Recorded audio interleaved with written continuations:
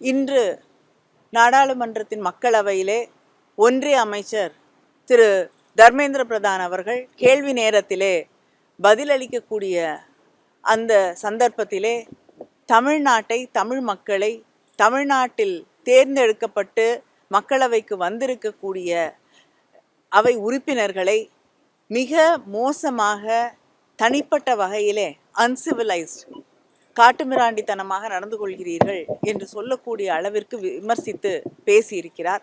அது மட்டும் இல்லாமல், நாங்கள் தவறான விஷயத்தை, பொய்யான ஒன்றை முன்வைப்பதாகவும், முதலமைச்சர் அவர்கள் தன்னுடைய வாக்கு தவறியிருப்பதாகவும், அவர் ஒரு தவறான செய்தியை, உண்மைக்கு புறம்பான ஒரு பொய்யான செய்தியை அவையிலே திசை திருப்பக்கூடிய வகையிலே எடுத்து வைத்திருக்கிறார்.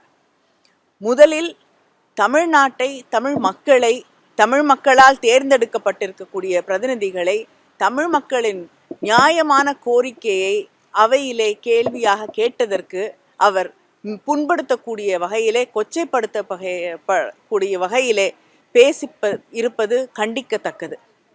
அது மட்டும் இல்லாமல் அவையிலே பேசியிருப்பது தமிழர்களுடைய உணர்வுகளை புண்படுத்தி இருக்கிறது.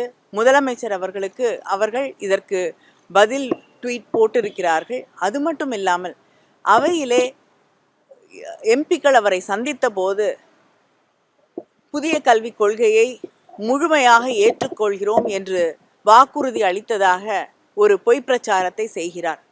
எந்த நேரத்திலும் தமிழ்நாட்டிலிருந்து அவரை சந்தித்த எம்பிக்களோ நானோ தமிழ்நாடு மும்மொழி கொள்கையை, புதிய கல்விக் கொள்கையை ஏற்றுக்கொள்ளும் என்பதை தெரிவிக்கவே இல்லை.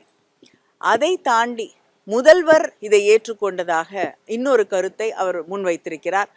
நம்முடைய தமிழ்நாட்டு முதல்வர் எந்த காலகட்டத்திலும் அப்படிப்பட்ட கருத்தை சொல்லவும் இல்லை, அதை ஏற்றுக்கொள்ளவும் இல்லை. அதற்கு சாட்சியாக முதலமைச்சர் அவர்கள் தர்மேந்திர பிரதான் அவர்களுக்கு எழுதியிருக்கக்கூடிய கடிதத்திலே மிக தெளிவாக, நீங்கள் தமிழ்நாட்டிற்கு ஒதுக்க வேண்டிய நிதியை ஒதுக்க வேண்டும், இதை பிடித்து வைத்துக்கொண்டு தமிழ்நாட்டிலே இருக்கக்கூடிய மாணவர்களை பாதிக்கக்கூடிய சூழலை உருவாக்கக்கூடாது. அது மட்டும் இல்லாமல் எங்களால் மும்மொழி கொள்கையையோ இல்லை என்றால் புதிய கல்விக் கொள்கையை முழுமையாக ஏற்றுக்கொள்வது என்பது இயலாத ஒன்று, ஏற்றுக்கொள்ள மாட்டோம் என்பதை தெளிவாக தன்னுடைய கடிதத்திலே முதலமைச்சர் அவர்கள் தெரிவித்திருக்கிறார்கள். அப்படிப்பட்ட சூழ்நிலையிலே அவையிலே தவறான ஒரு விஷயத்தை உண்மை போல அமைச்சர் சொல்லியிருப்பது மிகவும் வருந்தத்தக்கது, கண்டிக்கத்தக்கது.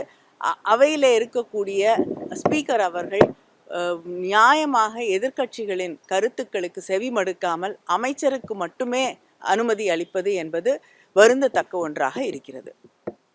அது மட்டும் இன்னும் ஒன்றை சொல்ல விரும்புகிறேன். இது நமக்கு SSA ஃபண்ட்ஸ் வழியாக வர வேண்டிய அந்த 2000 கோடி என்பது பட்ஜெட்ரி அலோகேஷன். அது மட்டும் இல்லாமல் கல்விங்கிறது பொதுப்பட்டியலில் இருக்கக்கூடிய ஒன்று.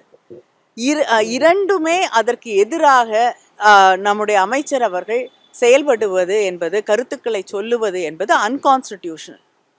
நம்முடைய அரசியலமைப்பு சட்டத்திற்கு எதிராக அவர் நடந்து கொள்கிறார். பட்ஜெட்ரி அலோகேஷனை பிடித்து வைத்து கொண்டு நீங்கள் புதிய கல்விக் கொள்கையை ஏற்றுக்கொண்டால் தான் நான் பணத்தை விடுவிப்பேன் என்பது it is completely against the constitution.